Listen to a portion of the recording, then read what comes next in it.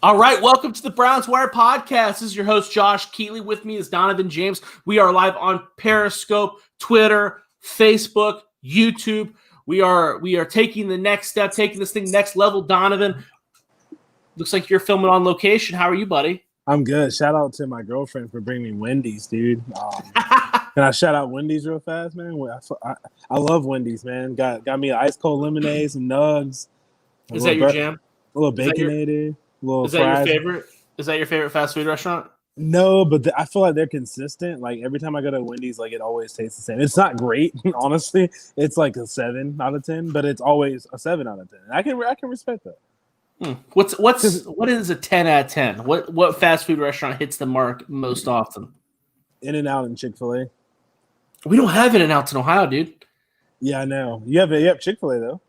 Yeah, we do have Chick-fil-A. There's not, you know what? We used to live in Columbus where there's a Chick-fil-A like 5 seconds away from my house. Now I live out in the middle of nowhere and there's not a Chick-fil-A in sight, dude. Yeah, those are the top tier ones. Just with customer service and food. Whataburger's good. Whataburger is the shit. My dad lives in Texas and we had Whataburger down there. That stuff is killer, bro. That's 10 out of 10. You're not from the West Coast. I don't know how much you've been out there, but there might be one in Ohio or Texas. El Pollo Loco. You ever heard of that? Never had it. It's a West Coast thing. It's like grill. It's like chicken place, but like think of a KFC, but everything's grilled and baked, like healthier options. Oh yeah, healthier. That's right up my alley. Healthy. Well, I mean, baked chicken with like zested lime sauce on. I mean, like it's better for you than that deep fried chicken that you get in the South. You have Cane's down there, right? Cane's started in Georgia, Cane's. Right? I don't think it did. Zaxby's did. That place is good. Cane's is actually Cane's is good. Zaxby's is good. I don't know if I've had Zaxby's. It's good. Oh, you'd like it, dude. It's like Cane's. Zax sauce, dude. Love Cane's. I would literally wanted you to come down for the college football award show this year, but it's virtual. But next year, that's right. We're getting you out here next year, dog, for sure. Dude, I wish. I hope that in the Senior Bowl. Oh, dude, yeah, for sure. We'll talk about that off air. Well, obviously we'll do a little Dwayne Haskins too. Going to the strip club afterwards. What an idiot, dude! Dude, he just keeps doing dumb shit like that, man. He does. If you should. Do you ever watch where like the young stars get drafted and like they show what they do with their money? Yeah. Have you seen his? He kind of would know. He's like, yeah. What do you do? He just bought him.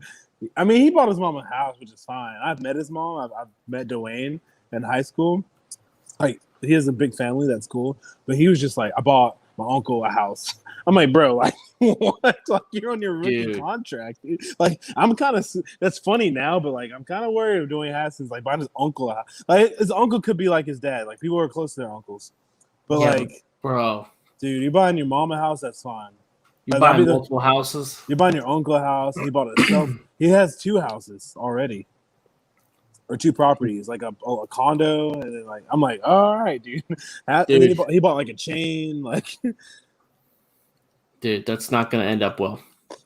I'm worried about him. Yeah, me too. But let's get into some positive news. The Browns are now 10-4. They win again, dude.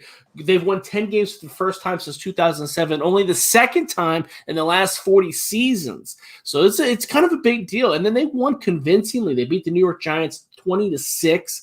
The Giants are now just 5-9. They defeated the old Freddie Kitchens and Colt McCoy. The revenge game wasn't so fruitful for them. But the Browns look good, man. Kevin Stefanski coached another great game. I saw you retweeted that he had your vote for Coach of the Year. Adam Moore, who used to co-host this show, he's barking at me because I didn't like the hire, I must admit. But it's proved to be a great hire. He's killing the game. Baker Mayfield had another phenomenal game, broke the Cleveland franchise record for highest completion percentage in one game with 84.3. He went 27-32, over 297 yards and 2 touchdowns. I mean, they look great.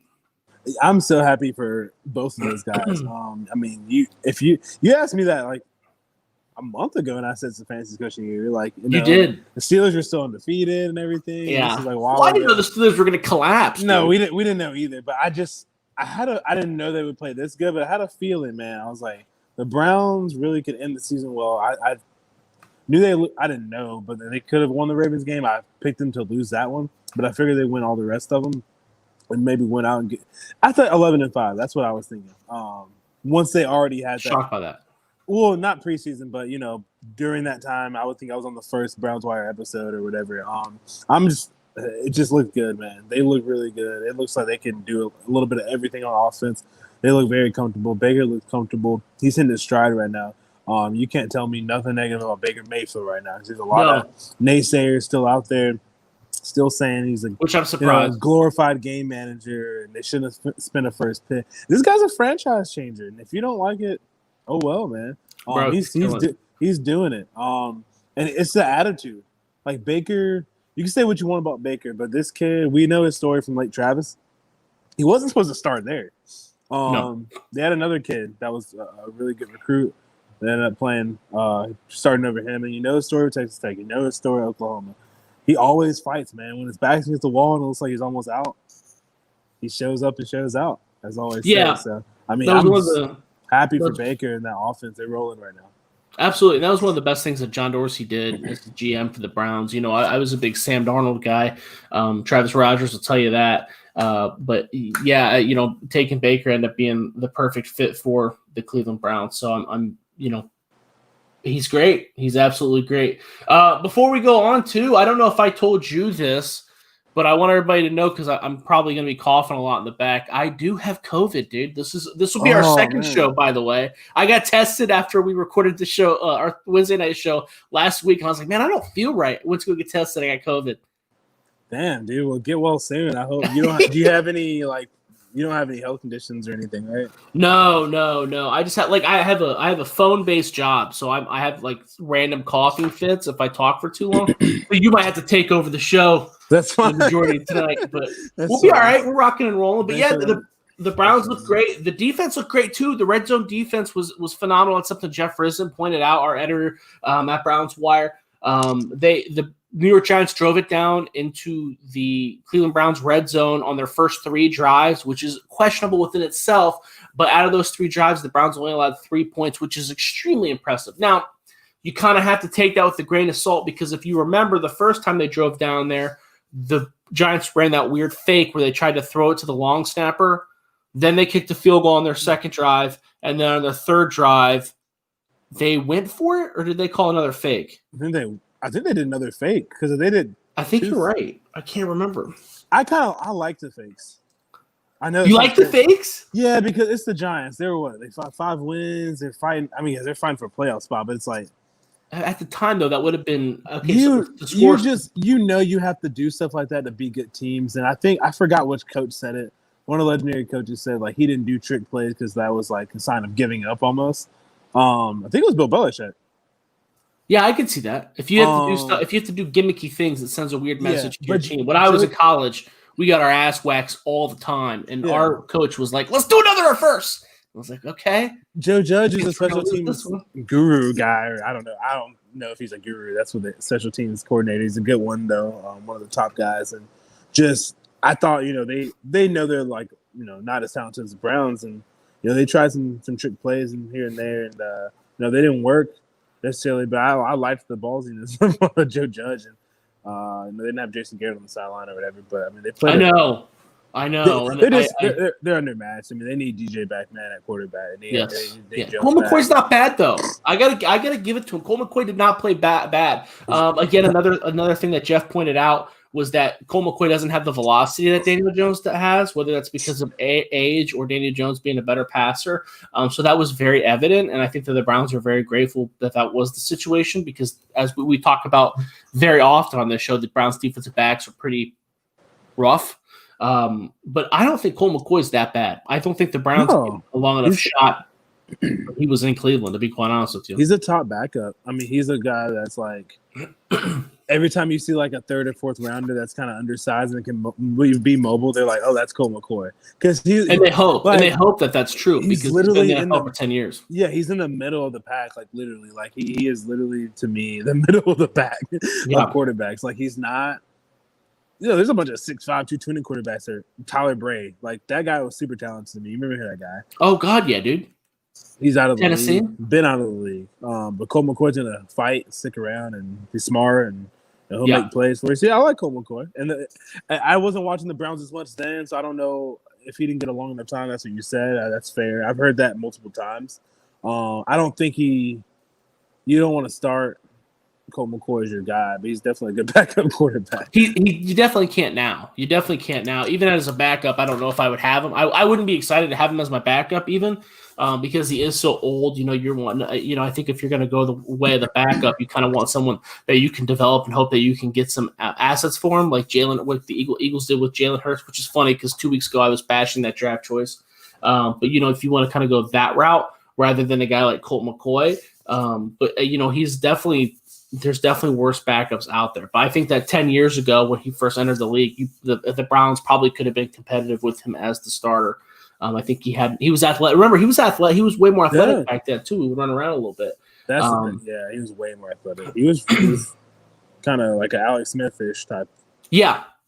Yeah, maybe not to Alex Smith. I mean, because Alex Smith had a big, long stride. I think he probably ran the 4.6s. He ran that option offense in college. Colt McCoy didn't do that, but, he was a step down from that, which is still damn good.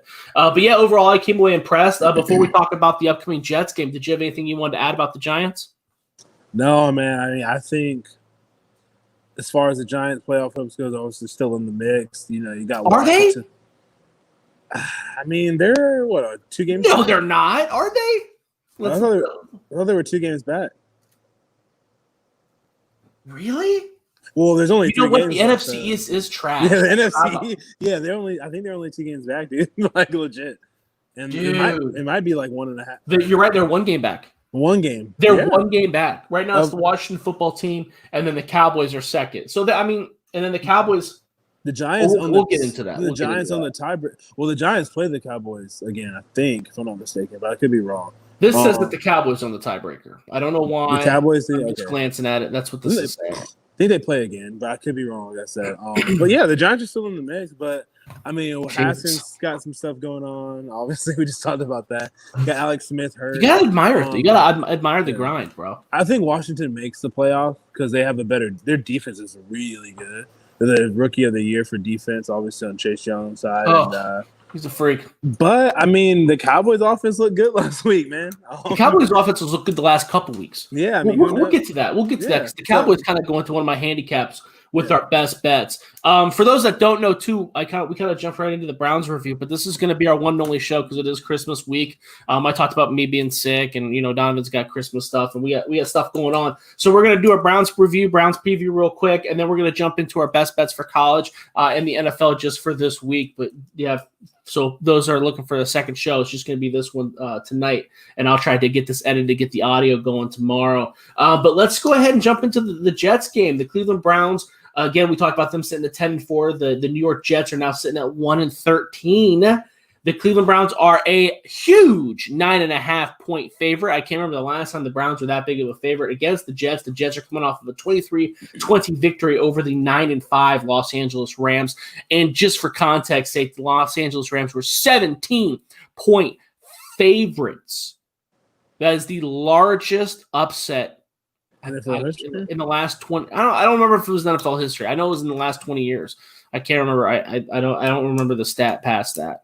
Wild though, right, dude? Yeah, I still can't believe I can't believe the Jets won the game because they're not a good team, and the Rams are good. They're not a good team. And just the Trevor Lawrence thing. I mean, like I kind of wanted Trevor Lawrence to go to the Jags because I think they can build their team better than the Jets. I know everyone wants to say New York, but I don't know Trevor Lawrence personally, but I think he would want to play in Jacksonville more. You think he'd want to play in Jacksonville? Yeah, they just have so many assets, man.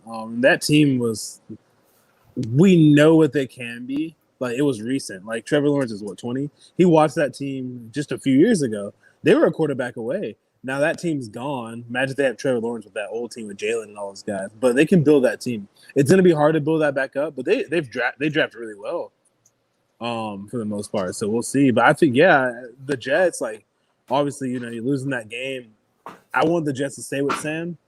I think they just need to get rid of Gase, build that lineup, get some more weapons on the outside. but I think 14's still good, man. He's 22 years old. Yes. He'll be 23 next year. So, but they're not going to – I don't think they're going to fire Gase. They're not. I really don't think they're going to fire Gase. I just don't. They got too much equity wrapped up in him, and they just hired him. That said, I do think that Sam Darnold is the answer as well. Again, another former Browns co-host, Travis Rogers, hates Sam Darnold, but I do think that Sam Darnold is great. He looked really good last week. Now, he's not really the reason the Jets won. It was kind of more of their run game, the running backs out of the backfield. Ty Johnson had a big game. Frank Gore, not overwhelmingly as far as the statistics, but he does what he does, and he does it well, right? And this is his lowest yards per carry of his career. And he's only got 546 yards on the season, but he kind of grinds down their defense. He does his job really well, and him being the Thunder and Ty Johnson being the Lightning was pretty effective the last couple weeks for the New York Jets. So maybe they found something there. I know that the Jets defense has cleaned up a little bit. They have a young stud in Bryce Hall at cornerback who we love. We both talked about in depth on your podcast last year out of Virginia. We both had him as a first, second rounder. If I remember when we were doing mock drafts, and then he got hurt, fell to the fourth round, the Jets were able to snag him, and looks like he's finally 100% had an interception last week. So there is some talent with the Jets. I don't think that they're going to be any match for the Browns. We do like to do our predictions against the spread on this show, and I'll just go ahead and say it now.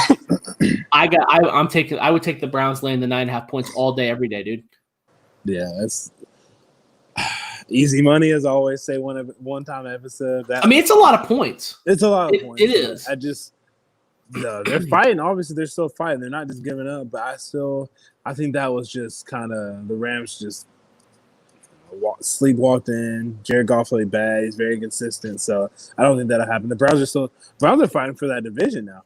Yes. The Steelers losing a few games in a row. So the Browns are fighting for it. Yeah. They're trying to get a good playoff spot, trying to get at home still, And the Browns have looked good. Every week they've looked better and better. We talk on the show. Yeah, we talk on the show too about like, hey, what's the most impressive win? Honestly, the Giants win I think has been their most impressive win this season because they literally from the first snap, the first whistle, they've come out and they basically dominated. And I haven't seen the Browns do that really. I mean, it was disgusting. It was like the game was over from the very first drive. Now the Jets, I will say the Jets do have the longest streak in the NFL as it pertains to scoring from the very first drive, which I didn't know that. Someone told me that last week was the Jets scored on their very first drive again. And I guess it was like 11 weeks in a row, which is the longest streak in the NFL. So I thought that was shocking, but that'll be also be a pretty huge indicator on how the season might go. It will. Yeah, I mean, like I said, that team is still playing. I think they've lost either the 1 or 2 pick at this point. Can get so teams don't look at that as much as fans and media do, but we got to be looking at it a little bit. Who you can get for the first pick and what assets. I don't think they are. I think that Adam Gase is pretty sold on Sam Darnold. I think that even if they get that first pick, I think that. Well, see, now we're getting a different conversation. Do they try to trade it probably to? I don't know. I just when you look at a guy like Trevor Lawrence, it's hard to say no to that because of how. If the NFL thinks that he is the next coming, then it's hard. Are you going to be the guy that says no to that? Does that make sense? Right. I don't want Gase to get. I don't want him to have Sam. I don't want him to have Trevor. Right. I think that I don't think it matters who Adam Gase has. He's going to destroy whoever he's got. Whether it's Trevor, even Trevor Lawrence isn't good enough to save Adam Gase. Yeah. Adam Gase will destroy Trevor. But if you're Adam Gase and you're looking at it. If you pass on him and he turns out to be a great quarterback in 3 years, or if he turns out to be a great quarterback the next year, you're fired, right? Yeah, because you're the guy that passed on him. Well, I guess if depending on who makes it. Excuse me. Yeah, I mean you are, and I think it depends what they can get back for Sam. That's going to be a big thing. Like they just invested a top 3, top 5 pick in this guy. I don't think that's going to matter. I think that's going to be more. It's going to because look what the Cardinals did with Josh Rosen, right? They got rid of him for pennies. I think you'd get more for Sam though. You definitely would get more for Sam. Yeah, I think you get more for Sam than Josh. Sam's been better. He's been better, and I mean, really, like he's just as almost young as the quarterbacks that are in this draft because he was only 20 when he got picked. Yeah. I'm just saying that I think that the value, what they give for Sam, Probably a third for. They probably get a third from Sam. They should be able to get a second. He's great. He's younger. He's still going to be younger than some of the quarterbacks that are entering the draft this year. Yeah, exactly. I mean, he's and he's played well. There's 4 or 5 games this year where you can pick him apart and say, "Damn, that guy's got it." Sam Darnold's great, but I don't. It's just I don't think his value is going to dictate what the Jets do, because I just don't think they're going to be able to turn down. It's either they're going to find a way to not take Trevor Lawrence, like they're going to get rid of that pick, or they have to take Trevor Lawrence, because if they don't take Trevor Lawrence and he turns out to be even a little bit good, then you're fired. You're the guy that passed on Trevor Lawrence. And it's not Adam Gase making that decision. It's Joe Douglas is still the GM there, I believe, right? Yeah, and Joe Douglas. I mean, obviously he was with Philly. Yeah. So I mean, there's a lot of options, man. There's a lot of things. I've heard all types of rumors. Heard they could trade Doug Peterson. You know what I mean? For I don't know, like trade. We've seen coaches get traded before. It's very very rare. But, obviously they have a relationship. I don't know. Who knows what the Jets are going to do? But I think the Jags will keep it. They have more options than the Jets. Like, everyone keeps talking about Jets. But the Jags have the most picks in the draft, most picks in the top 100. They have 2 first-round picks next year. Like, not this coming up year, the next one. Yeah. So they just have so many assets. I think I'm looking at the Jags. And now that they have the first overall pick, I can't wait to see what they do with that pick. They do have a lot of talent. Especially with James Robinson turned out to be a very solid running back. DJ Chark, D.D. Westbrook, a wide receiver. Yeah, they've got some stuff there. They got more talent than the Jets to me, and they have more assets. But they have more talent at the skill position. But the Jets, I mean, Mekhi Becton is a franchise left tackle. He's already showed that. To me, that's a pretty. I would rather have that than Cam Robinson. Yeah, Cam Robinson's very, very solid, but Mekhi Becton holds it. I mean, he was probably got a handful of Pro Bowl votes. You know what I mean? He's very good. Was definitely going to be he's definitely a franchise left tackle. And we saw with Joe Burrow. When you invest in those high draft picks and you don't have protection, it don't matter what you're throwing the ball to. You got to have someone to protect them. And I don't think that. Yeah, I think that the Jets are probably a better option than the Jaguars. Plus, the Jets still have Denzel Mims. They got Jamison Crowder. They're not destitute. I want them to go to the Jags, but I mean, they could get there's other. They got to draft deep. Jackson Carman, who is Trevor's left tackle right now. I like him. He's a pretty good pick, I think. Maybe in the second round or something like that. And there's other guys out there, for him, but. Yeah, I've been wrong on guys from Clemson before in the line. I loved Mitch Hyatt too. I did too. You did too. So he didn't turn out well. I like Jackson Carman. I think he's really good one. But yeah, I mean, you're right. I mean, the Jets have some good players too. And who's third? I can't think of who's third right now in the draft. For the quarter? Oh, for the overall, like. Oh, dude, I don't know. I forgot who it is. I just did like a mini mock draft like I was doing. I should know this. I don't have it right in front of me. It's the Bengals. The Bengals, yeah, that's right. Obviously, okay, so the Bengals obviously not going to take a quarterback. Yeah, they're going to take oh my God, dude. Probably going to take Penei. There you go. Sewell, yeah. Yeah. Probably take him. But yeah, I mean, we'll see. I mean, I've seen him draft another receiver. John Ross and AJ Green are going to be free agents this year. They might draft a receiver. I wouldn't take a receiver at 3. There's a lot of ball game left, dude. You don't know what don't know what's going to happen. I mean, the Bengals just won. yeah. We don't really know what's going to happen as far. These guys got to test out well. Someone could have a big bowl. I mean, Zach Wilson had a phenomenal day today, tearing up a UCF defense. It's not that bad. Now I do know that Richie Grant didn't play and Aaron Robinson didn't play. Those are the 2 big all AAC backs for UCF. So that definitely needs to be taken into account. But the UCF's definitely a quality program with a lot of athletic ability on the back half, and this was a big game for him. So that's a guy that's rising up. That's a guy who's rising up draft boards. We talked about Richie Grant, the safety. I don't know how he's going to test out. Someone said that he's going to test out explosively. And Zach Wilson may not even be the biggest riser for BYU. Brady Christensen at offensive tackle. He may give. Yeah, he may give the off tackle from Oregon a run for his money. So there's a lot of factors, a lot of things to pay attention to. Obviously, since we are talking about the draft, and we're talking about the Jets draft, that kind of shows you how we feel about the Jets in this game. We both talked about taking the Browns at 9.5. You agree with that? You would put money on the Browns? Yeah, I would agree with it. I'm sorry, I lost my headphone here, but yeah, I would agree with that. Yeah, I think they'll win by 2 touchdowns at least. I agree.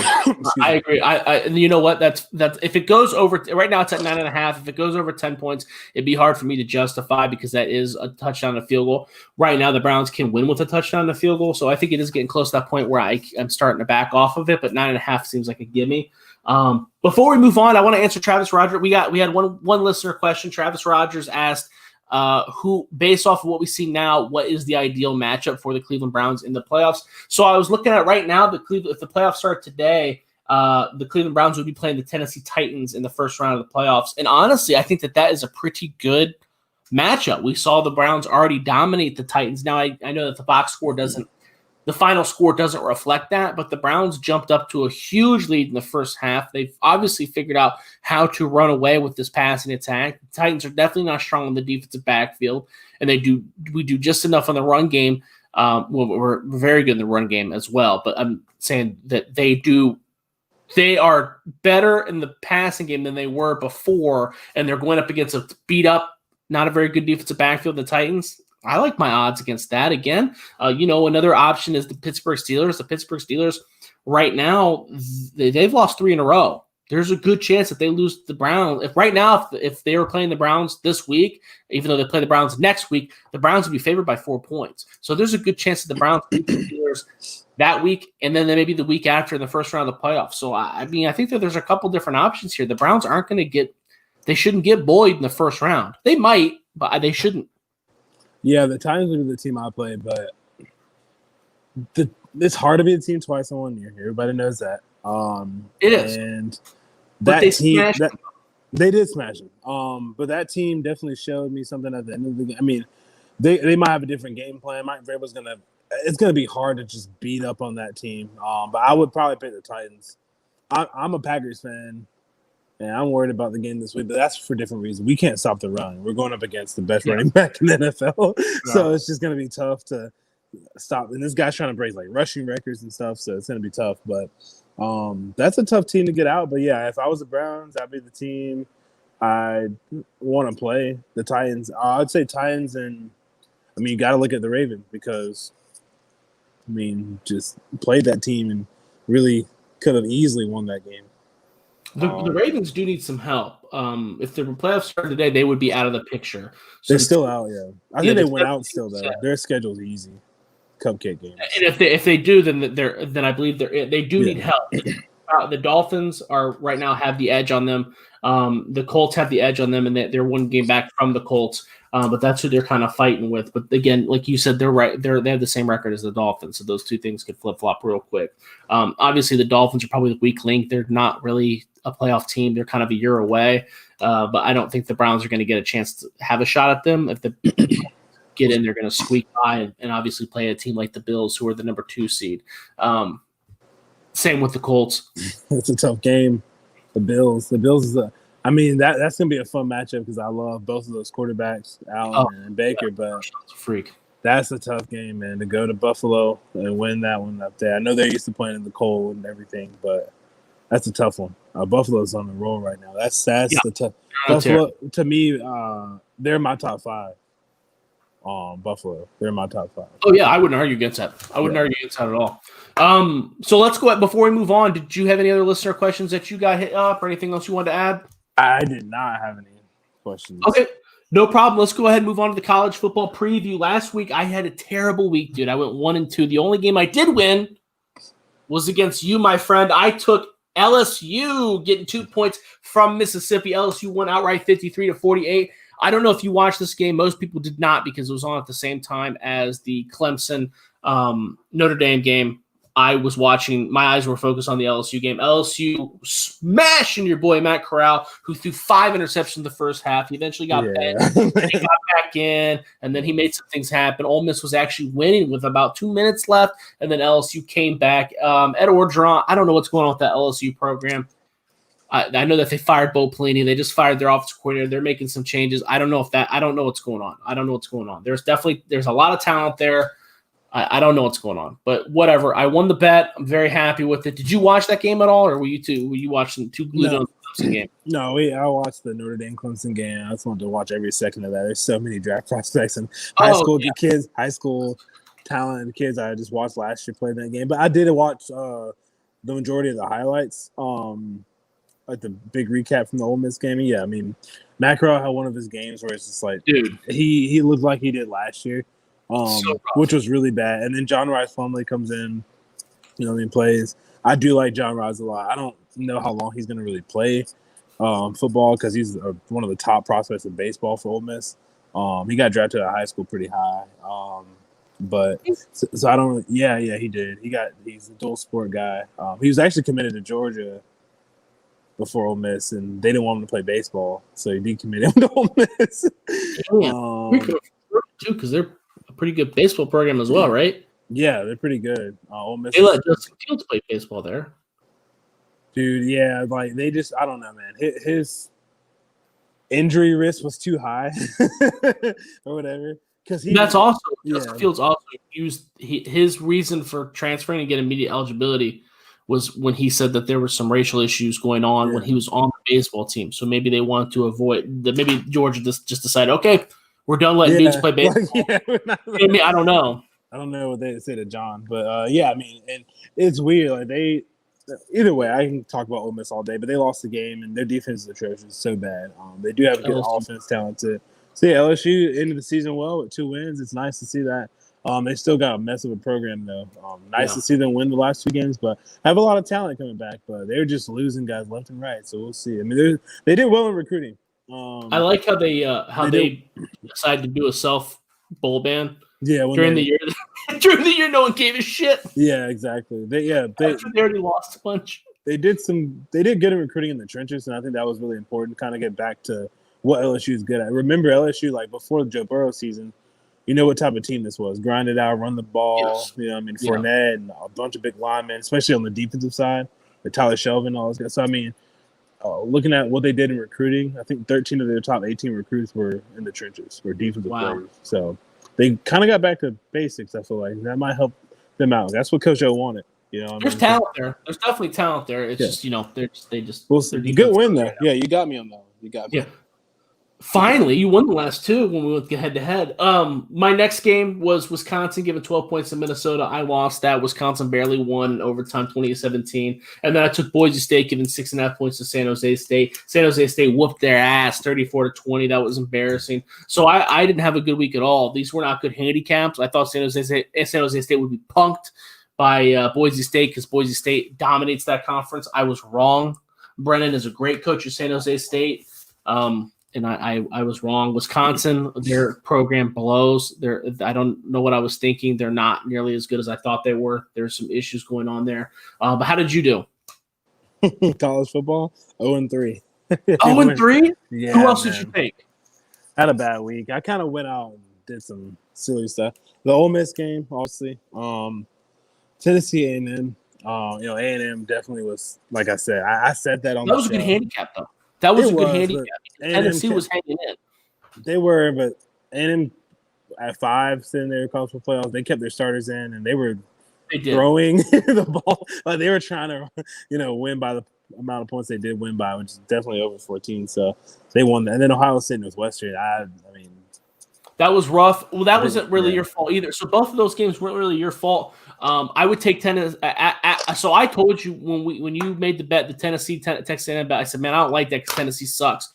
I think I was wrong about that because after watching that game, Tennessee was hanging with Texas A&M. If things would have went a little bit, if that game was earlier in the year, you would have won that bet, and Tennessee might have beat them outright if that was earlier in the year. Because Texas A&M was in that playoff mode where they were trying to get into the playoffs. But Tennessee was in that game. And then as the game went on, Texas A&M was like, okay, we got to finish it off if we're going to do this. And that's what happened there. So I feel like that handicap was a good handicap. And the last game, the Ohio State handicap, as soon as these podcasts, we record this on Tuesday, 20 players were out. One of them being Chris Olave. Chris Olave, yeah. when once Chris Olave was out, you don't realize how far down your depth chart you got to go. I mean, Ohio State. I mean, they got Garrett, and I love Fleming. Dude, that's my dog. But he was like a lost puppy dog out there, bro. Yeah, I mean, he's young, and he hadn't got a lot of rep. I mean, those guys haven't had the offseason that normal freshmen get, though. They had two spring practices, and he hasn't had any PT. I mean, he had coronavirus earlier in the season. And that's not counting. There's not counting the other 15 guys that didn't play. There were 20 guys that did not play that game. Chris Olave was just the biggest name, and I didn't think Chris. And honestly, beforehand, people were messaging me saying, "Hey, Chris Olave's out. Chris Olave's out," and I was like, "Dude, who cares? Who cares?" I was wrong because that's what I said. I was like, "They have Fleming and Garrett Wilson. I mean, dude, they're fine, dude. Like that's like the least of my worries. As long as it's Justin's not out." But you're like. We took for granted the preparation due to the season. He didn't know what he was doing. He was running the wrong routes. Justin Fields, that one pick that Justin Fields threw, that was Julian Fleming he was nowhere. He wasn't even looking for the ball. It wasn't even in the right area. So it was completely. I feel like that was a fair handicap. I feel like I would bet that. I would bet Ohio State in that situation 9 times out of 10. It's just we had that many guys suspended, and they were when you have that many guys out 24 hours in advance. And you got to remember too, Ohio State's dealt with that issue all year long. That's why the Clemson spread, and we'll kind of talk about that in a little bit, I'm sure.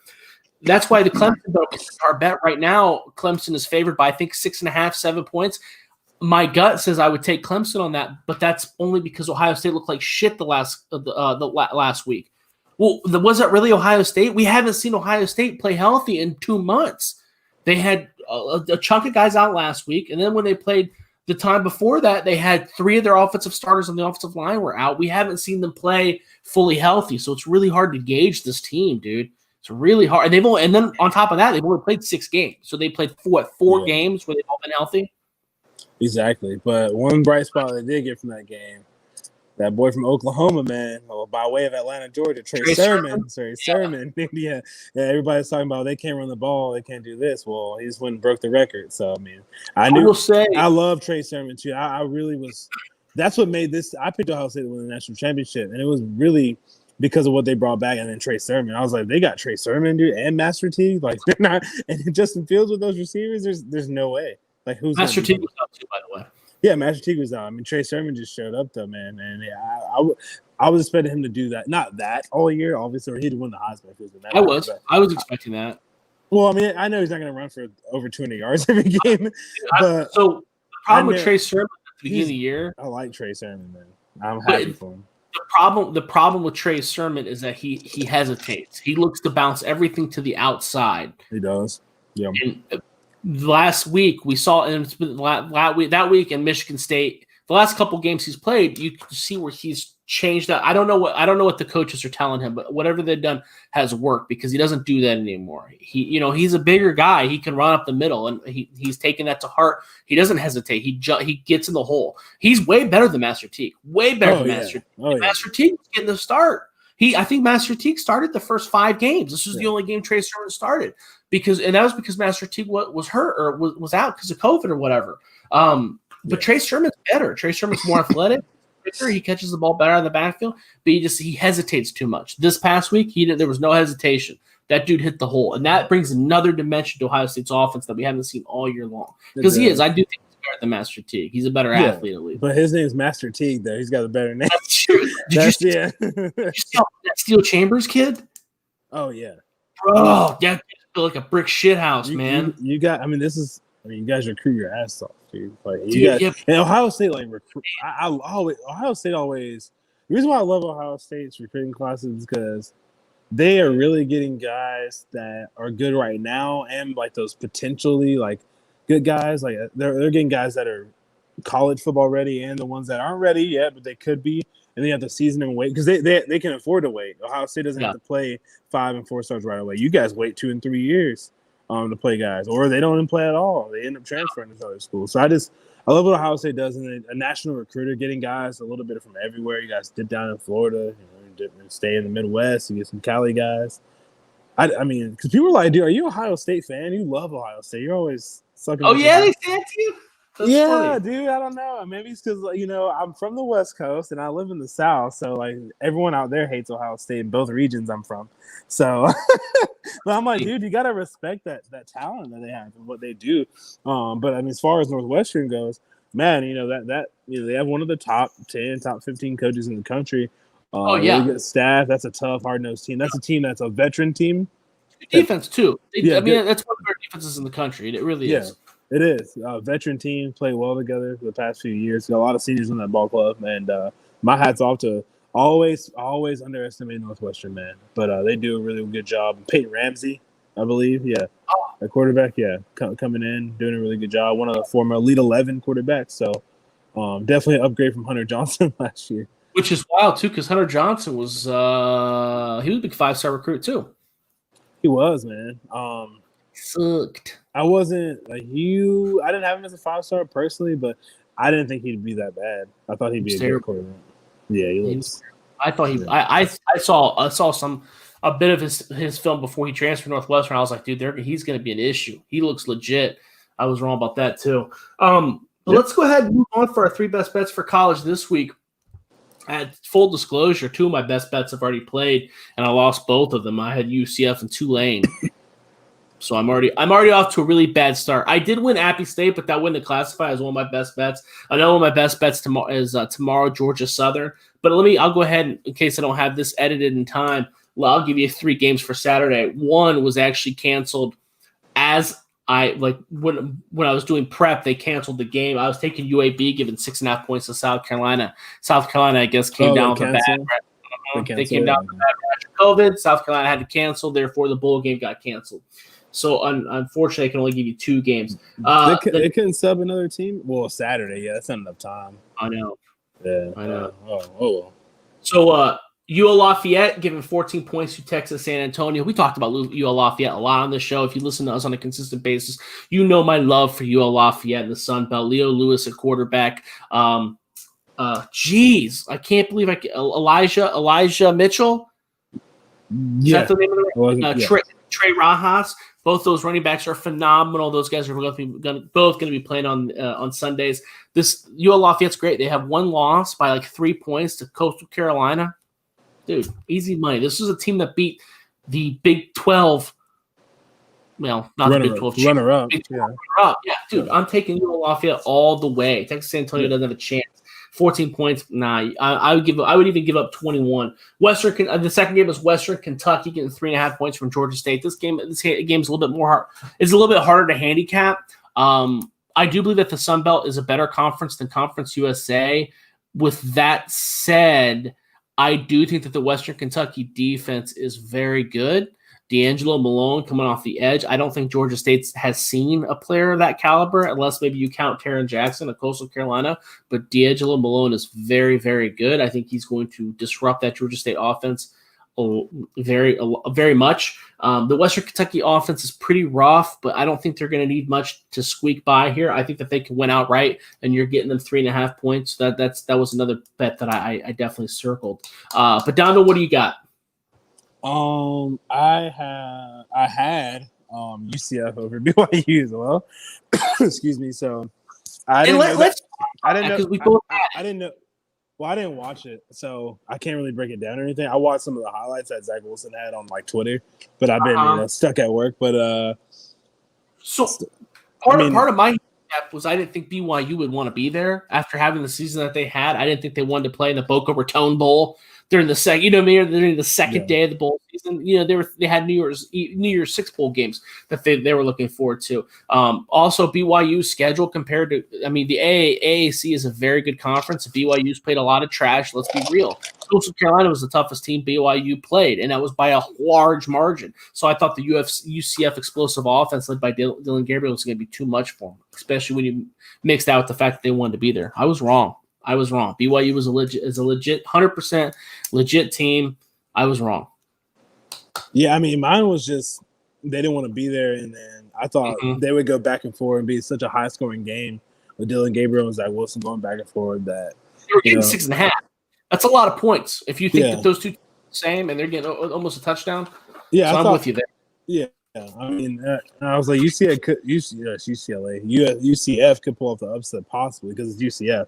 Like they can always pull off the upset, but I mean, BYU just I mean, I would say BYU for the season they had. I mean, they kind of got take COVID very serious and everything, and I'm not making a joke about it, but I mean, I think they kind of got the good end of the stick from COVID because their schedule before this, there's no way they're going one loss. I don't know. I don't know, dude. You see their schedule before this? Dude, their offense is so good. Their offense is so good. Brady Christensen might be a first round. Zach Wilson's going to be a first round quarterback. And then if you mix in the fact that let's just say in your realm of the universe and another universe, let's say Matt Bushman's healthy. Because remember, that's a good it's a great team. I love BYU. They played 5 ranked teams in their schedule before, and then they're traveling. That's the hardest thing about BYU that I don't have it off the top of my head. Right USC now, was one of them. They played us again. They beat us last year, but they did play us. Yeah. Yeah, I mean, that would have been I would have took BYU over USC. I mean, I can't tell the way we play. We could lose to anyone. I don't think we can beat it.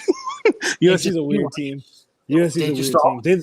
Yeah, I mean, no, their offense is explosive. I mean, they might have won 10 games. I could be wrong because they played 13. Their defensive line's big too. Their defensive line, they let a lot of explosive plays go by. Like if you look at their stats, it's not overwhelming, but they got a lot. You know, they got those big Samoan boys up front, and they know how to play, and they pass rush. Kairos Tunga is another guy that I think is going to be drafted very early, and he gets after the pass rusher. He's not just some 300-pound guy that sits there. So BYU always have they always have really good players. I mean, especially NFL guys. Yeah.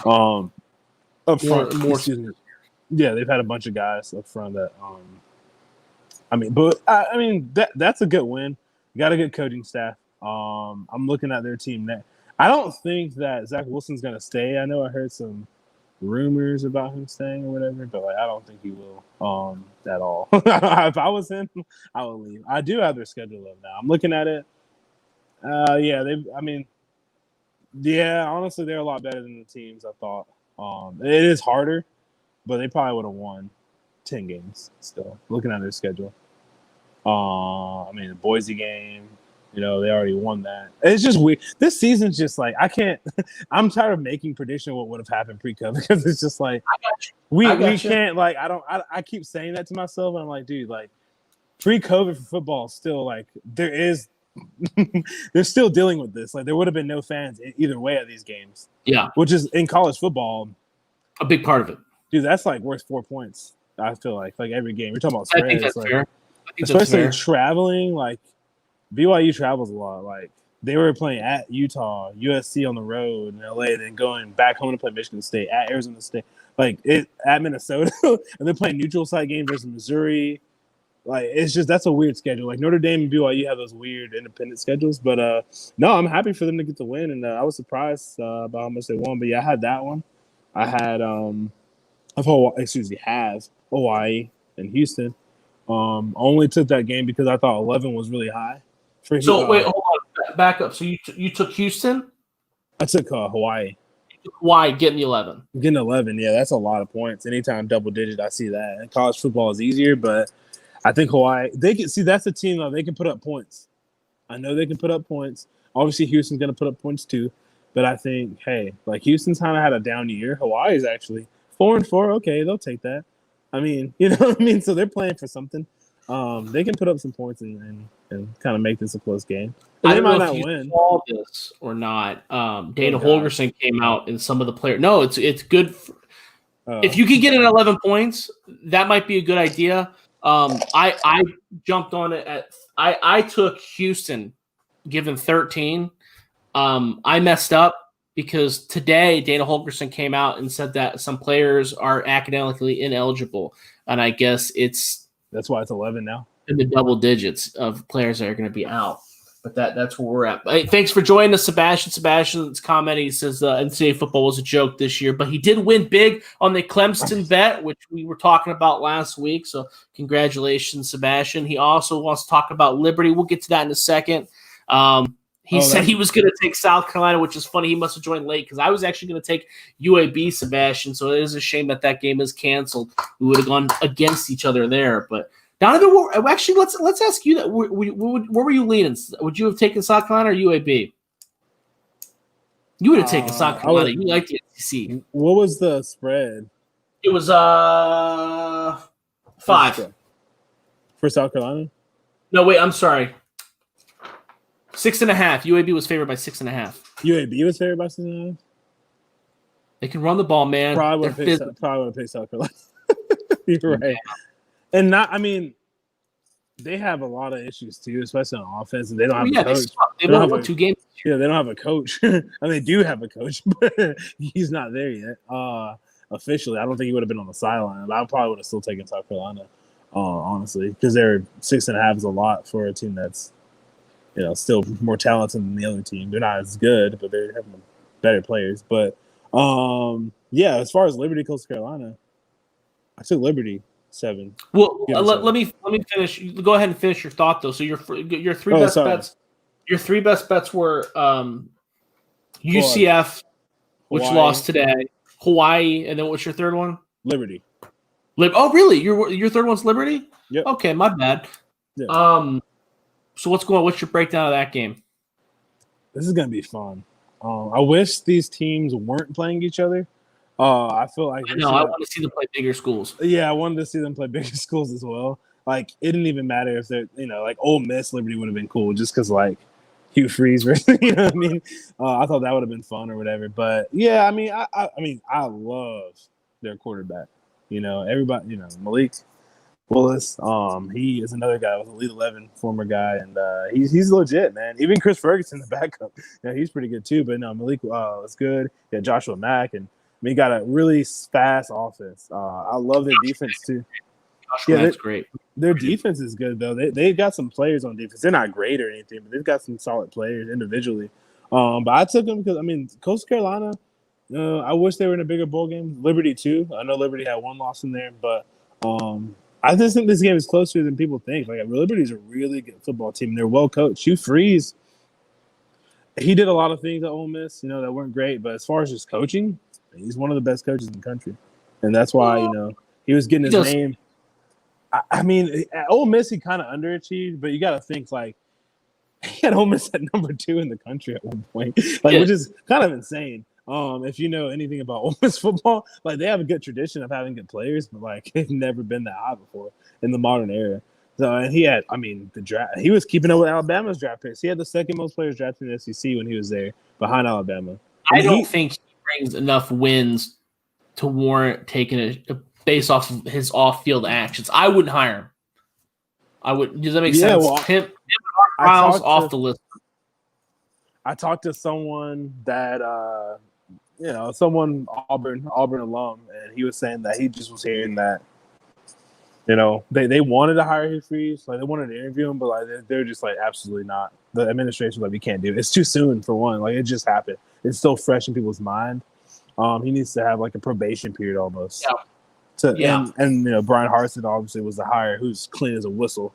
At Arkansas State, at Boise State, at Texas. No, that's a really good hire. His track record speaks for itself. I don't think they should have fired Gus Malzahn. They shouldn't have. They shouldn't have fired. They should have gave Gus 1 more year. But it's just hard, man. When you have that administration and those donors, the Auburn's got a lot of money, and they think they're better. They think they're better than they are. They're very good, but they can win at Auburn. They're a 4-star program, though. They're not a 5-star program. With Nick Saban at Alabama, it's game over. That's what it is. With Nick Saban at Alabama, it's game over. Whoever you get in there is not going to be able to win against Nick Saban. Gus Malzahn, every now and again, he can do it. What more do you want? I just think that they kind of messed up. Yeah, I do too. But Gus will take a year off and do TV because he's really good at it, and then he'll find a job immediately. I would hire him. I would hire him immediately. And you know how I am about SEC retreads, but I think Gus Malzahn's a good coach. Gus has paid his dues, man. Coming up from a high school OC to where he was. Yeah, I might call him right now. Just do a little switcheroo. Oh, they got to call Kellen Moore, dude. Like you saw my tweet, right? Yeah. Right. Kellen Moore has to be the coach of Boise State. Yeah. But so Sebastian agrees with you. He wants to take Liberty as well. I disagree. I'm going Coastal Carolina. I know Liberty beat Virginia Tech. There's something obvious. Their strength of schedule probably goes in the favor of Liberty. I think Coastal Carolina's defense is great. I think Teron Jackson, who's now an All-American coming off the edge, is going to cause some huge issues for Malik in that Liberty offense. I think Grayson McCall is the real deal. I think he's just as good as Malik. I think that. Bold. Oh yeah, I think CJ Maribel, the running back, I think he's phenomenal. I think he's better than Joshua Mack. I think that Coastal Carolina is a great team. I'm betting on the game because it's a bowl game, and I bet on every bowl game. With that said, though, that's not one of my top bets. I'm betting it just for the pure fact that I bet on every bowl game. If you were asking me if this was a regular college football week, I probably would avoid the game. So if you guys have confidence in Liberty, hey, more power to you, bro. But like I said, that game sketches me out. Sebastian asked about Western Kentucky, Georgia State. I took Western Kentucky. I was able to snag Western Kentucky, getting 3.5 from Georgia State. I think that spread might go up because Western Kentucky is the underdog. Western Kentucky's offense blows, as I talked about earlier in the podcast. But D'Angelo Malone coming off the edge is a big disruptor. So that's what I had. I just think that Liberty can stay within the point. Hey, Donovan agrees with you, Sebastian. So. Like I said, Donovan's got a ton of confidence in that game, so I don't blame you for siding with him. Donovan, Jimmy, what's up? No, I was gonna say it's gonna be a fun one, but I mean, I'm confident, but it's tough because I didn't really respect Coastal Carolina until I saw that BYU game, and that put a lot of respect on their name for me. But I still respect them as a program. I'm not saying they're gonna get blown out or they're a bad team. Losing to Liberty is it's not a slouch thing to do. Liberty, like you said, they beat Virginia Tech. You're right. They're really trying to. I want Hugh Freeze to stay at Liberty. I think they got something special there for a couple of years. Now he's not going to be there for more than 3 years, but like I said, I wouldn't hire his crazy ass. But did you have any other college games before we bounce the NFL? No, that's it. I do like the Memphis game. Not a ton of confidence, but I look at that game, Memphis versus FAU. Brady White, what a career. Been happy to have been able to follow his career since he came over from Hart High School in California, from Arizona State to Memphis. He's playing in that game. I think that his draft stock, he should have left last year. He would have got drafted higher. Like, no one even talks about him anymore. He's probably like a 6th or 7th round pick. I don't know. He would have went I think he went 3rd round last year. I don't know. There's a lot of talent that left. I don't know how he's going to test the combine. There's a lot of factors left to see. Memphis is not the same Memphis team. This program is definitely going down because Mike Norvell's gone. With that said, I'm 100% with you, dude. I'm taking Memphis laying the 11 points on at Florida Atlantic all day. We're on the same page there. More so not because I'm betting on Memphis, but because I'm betting against Willie Taggart and Florida Atlantic. Florida Atlantic is straight garbage. I bet against Florida Atlantic the week before when they were playing, oh my gosh, who were they? I could pull up my notes here, but I bet against Willie Taggart is destroying that Florida Atlantic program. They're not. I don't think they're going to be able to. Really, 5-3. Not too bad. I'm just saying, I haven't watched them. Had him competing with teams Ohio, had him compete with non-group of 5. Yeah.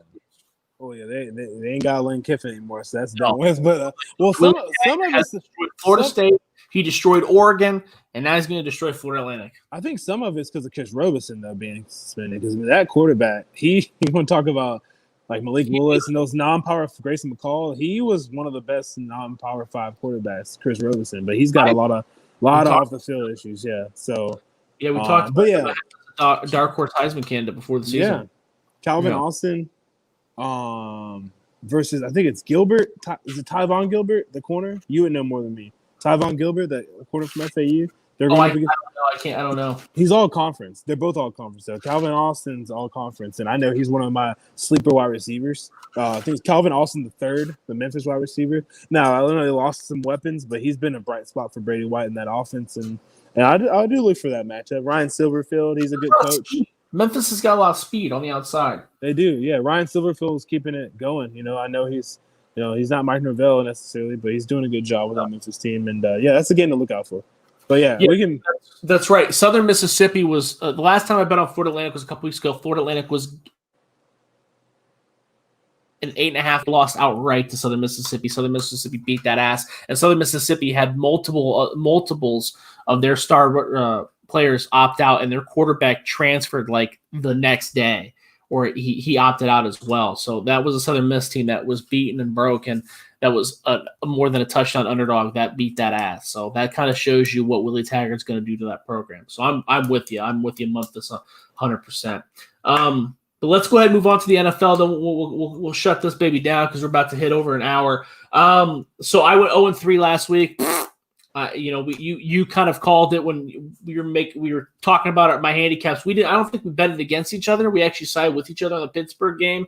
But you kind of mentioned it. I took the Philadelphia Eagles getting 6 points from the Cardinals. That was damn close. I would take that 9 times out of 10. But I think you were right. You kind of talked about hitting while the iron's hot on the Jalen Hurts train, and I waited too long on it. the heat fizzled out. We both took the Pittsburgh Steelers, given 13 points to the Cincinnati Bengals. Again, that was just a bad handicap on my part. I think you'd probably agree with me the Steelers are just worse than we thought. Then I took the Minnesota Vikings, given 3 points to the Chicago Bears. You told me that was a bad bet. I said, no, you're wrong. And I ended up being wrong. So that's where we were with the NFL. How'd you do? Kansas City over New Orleans. No, New Orleans 3.5. Got that game. That game, I was really impressed by New Orleans, actually, even though they lost. But got that game. Kansas City took care of business. Pittsburgh, Cincinnati, not easy money. Bad loss. Not easy. Can't believe that was the biggest upset to me of the week. Not the Jets one. It was that one. The Cincinnati Bengals over the Steelers. I would agree with that. Yeah, because Ryan Finley. If it was Joe Burrow, it'd be different. But Ryan Finley and Pittsburgh coming off 2 losses, knew they were supposed to be focused, and just playing well, and really gonna. Joe Mixon out and just they blew it. They got bullied the whole game, and division rivalries are tricky though, man. They're like conference games. You just never know about those games like that. You're talking about that Vikings Bears game, and then the Tampa Bay over Falcons game, another division rivalry. Tom Brady just seems to always come back on the Falcons and have their number, 5.5 there, and they play each other again, not this week but next week. It's weird scheduling. They play each other 2 weeks out of 3 weeks, but they play each other. So that's going to be interesting. I think Tampa Bay might have been a little vanilla with their play calling, and they're kind of going to go more out. Maybe the second game is kind of what I figured, because it's really hard to play a team 2 weeks out of the 3 out of 3 weeks. How do you call plays for that? That's weird. I've never been in that situation. Talked about Tampa Bay's situation is weird, anyways. Their quarterback and the head coach. Their styles don't really mix, and the receivers don't really mix with what Tom Brady wants to do either. I know that you watch the Buccaneers just as much as I do, but Chris Godwin, Mike Evans, we both agree that he's a top 5 wide receiver in the NFL. He's been non-existent because the offense is funky, man.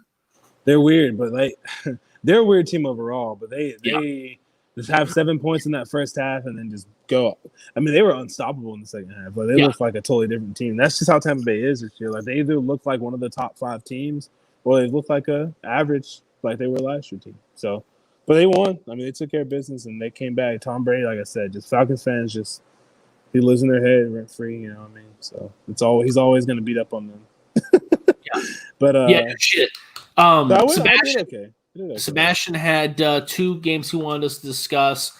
Miami giving 3 points to the Vegas Raiders this week, and the Falcons asking if they're going to cover 10 points. I'm going to dive into. We're going to get to those, Sebastian. We're going to get to the first one immediately. My best bet of the weekend is the Kansas City Chiefs giving 10 points to the Atlanta Falcons. So I guess to answer your question, no, I don't think so. I think that the Chiefs.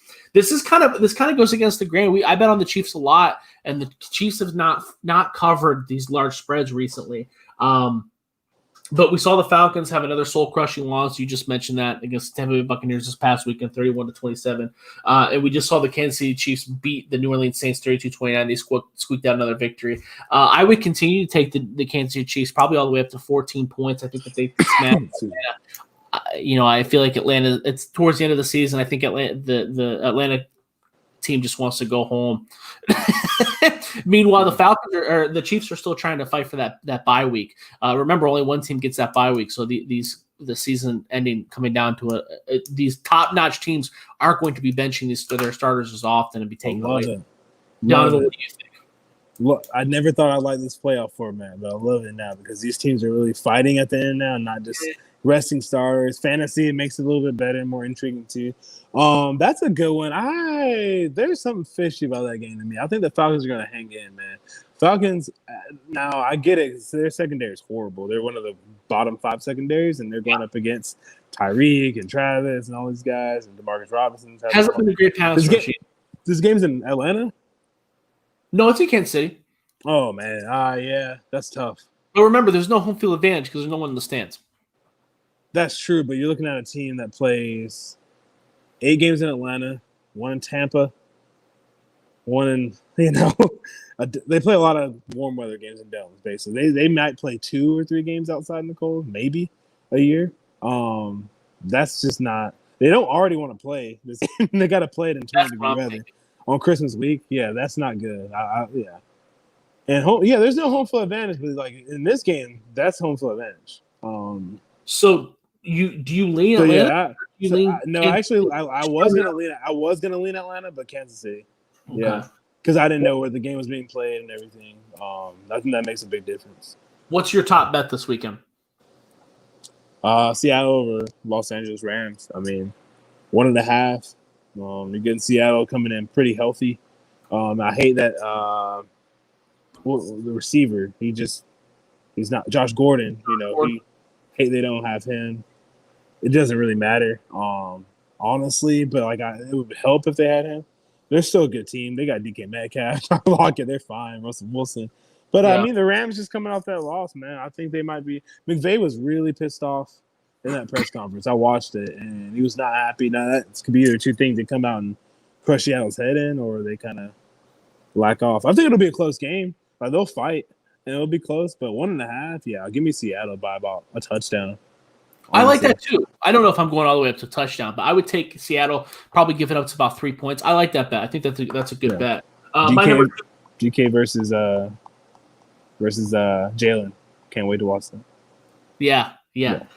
So, my number 2 best bet, the Dallas Cowboys getting 1.5 from the Philadelphia Eagles.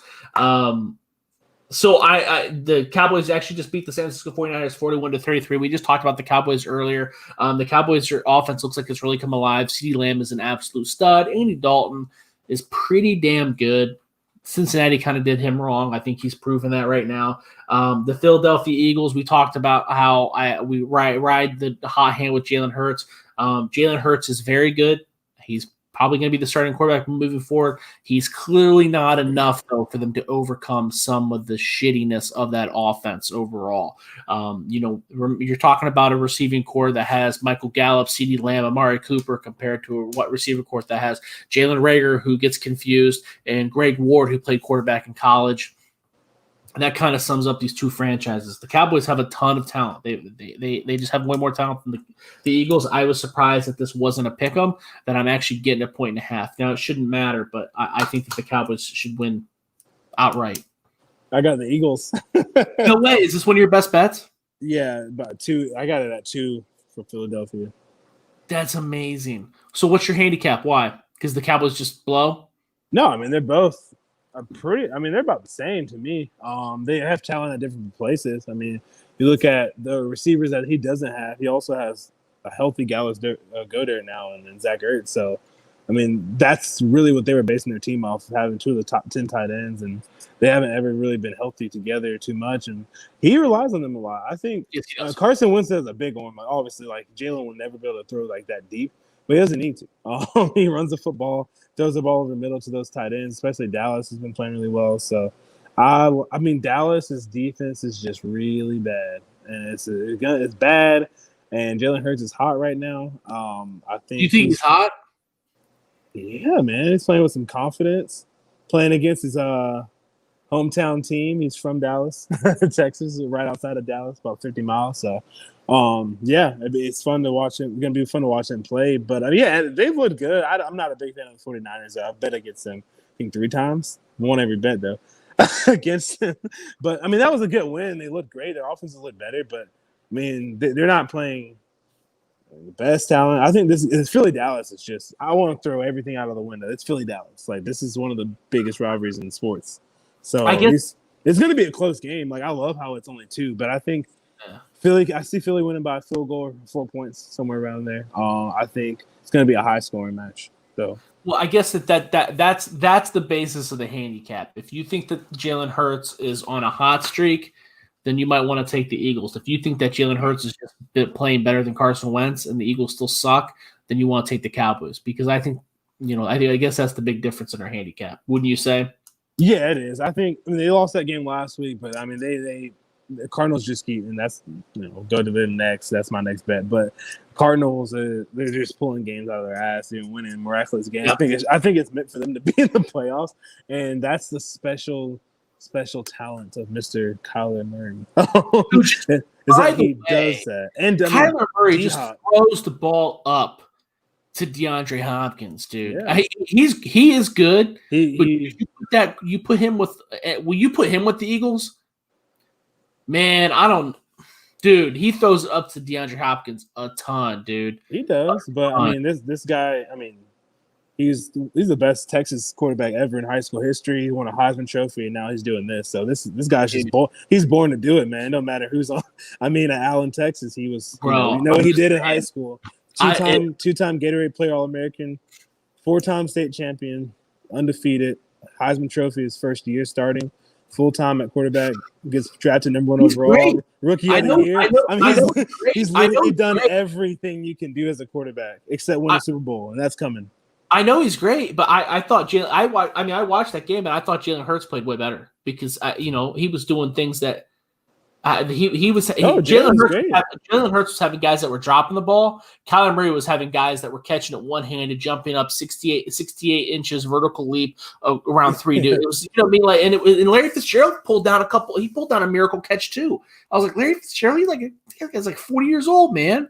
Yeah, that's the beauty of Cliff's offense too. Is like, I mean, you got to have Kyler just getting loose, man, in the backfield, like kind of like a running back a little bit. Like he's getting loose and making throws like that because, I mean, there's some quarterbacks that just can't play in that offense. That's true. Like the way that offense is meant to be played is a Kyler Murray, Mahomes, Hurts. Even Hurts could play in that offense. He wouldn't be as good because he can't throw the deep ball that well, but he could play really well as long as you keep it in front of him. But yeah, I like Jalen Hurts. I like this team. And I'll let you get to your next bet. I jumped ahead a little bit, but no, you're good. So my third and last best bet is the San Francisco 49ers getting 4 points from the Arizona Cardinals. I keep betting against the Arizona Cardinals. I probably should learn my lesson. I don't have a real great handicap here. Just you kind of made the handicap for me. Is that I felt like the Cardinals just keep getting lucky, and I feel like eventually their luck's going to run out. And there's no better person that your luck run out against other than Kyle Shanahan, who's a very excellent coach. I'm surprised that this is over a field goal. I feel like the 49ers can't keep it close, and that's no matter who the quarterback is. But that's my handicap on that game. What do you think? Yeah, I took Arizona 4. I got it 4.5. That's one of your best bets too? Yeah. We're against each other. Dude, wow, we're going up to I mean, this is my 4th time picking against the 49ers. So hopefully I'm right for the 4th time. I don't hate the 49ers for people out there, but remember, I am a Packers fan, and y'all did us dirty, and we won't have to see y'all in the playoffs this time. Thank God, because that was horrible. But I mean, yeah, the 49ers they look solid for them to have all those injuries to Jimmy G and Kittle and all these guys. I mean, both. I mean, they've got guys hurt left and right, but they're just hanging. They're hanging in. They're hanging in, but these Cardinals are like fighting for a playoff spot, and they're trying to really win and do something with their season. Now, the 49ers, like, they're fighting, but this Cardinals team is showing me something. I love what they have on offense, and their defense is kind of coming along a little bit. Man, they make plays. They try to make stops as much as possible.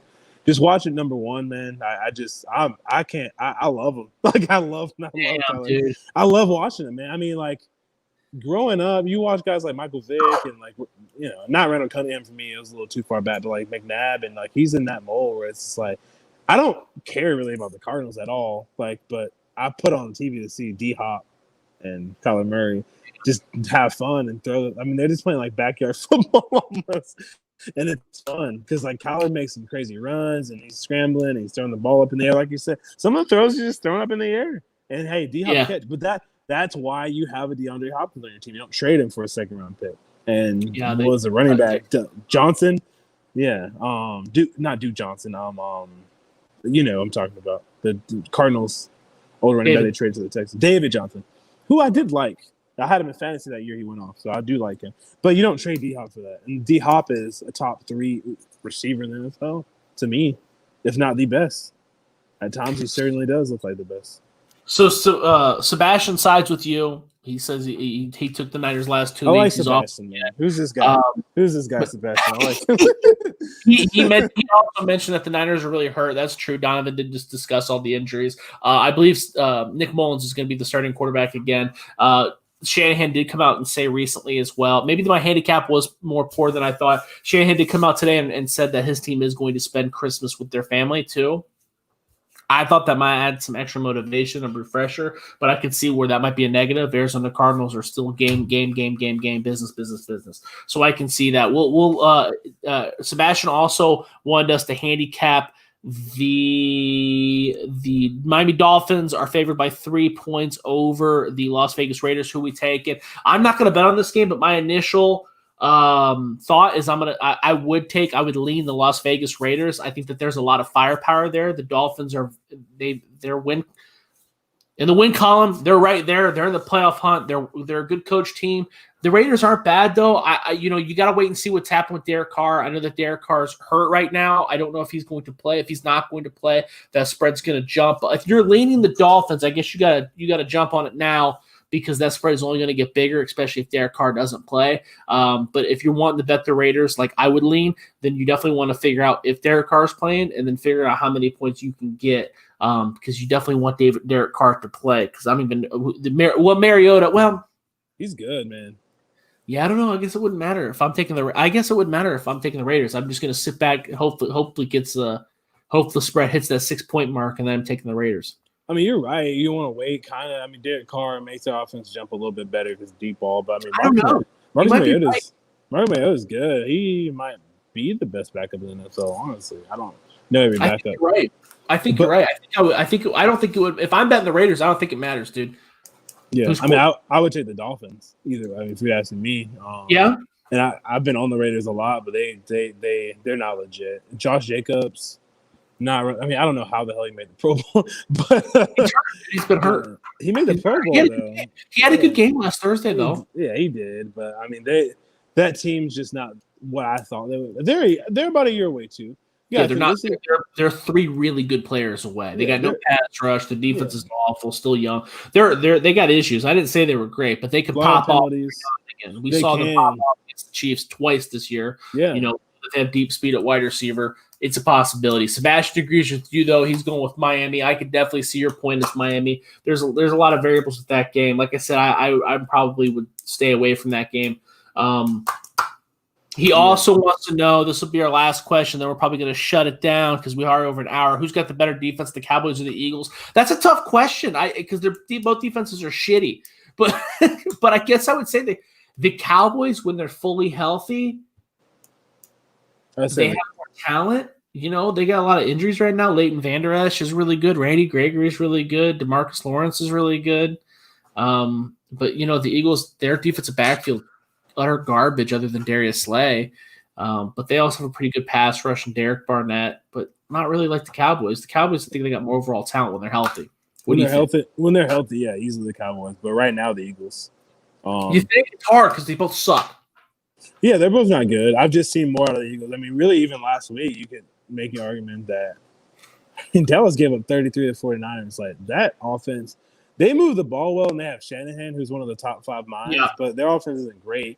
Buffalo did give up a lot of points to them, too, though. They're pretty good. So I got to give them credit. But Theirs. Yeah, I'll go with the Eagles slightly, but they're both not good. I mean, the Eagles are just healthier, and they have, like you said, I like Derek Barnett a lot. And Darius is great. Darius is locked in. Top 5 quarterback.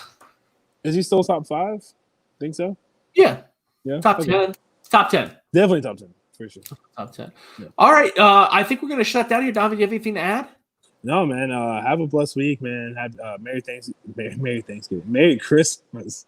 God. That's right. Merry Happy Christmas. Hanukkah, all that good stuff. Kwanzaa, all that stuff. Happy New Year. This was the Browns Wire podcast. You can follow me on Twitter at Josh Keatley 16. Make sure you give us a review. The reviews are what really help us out.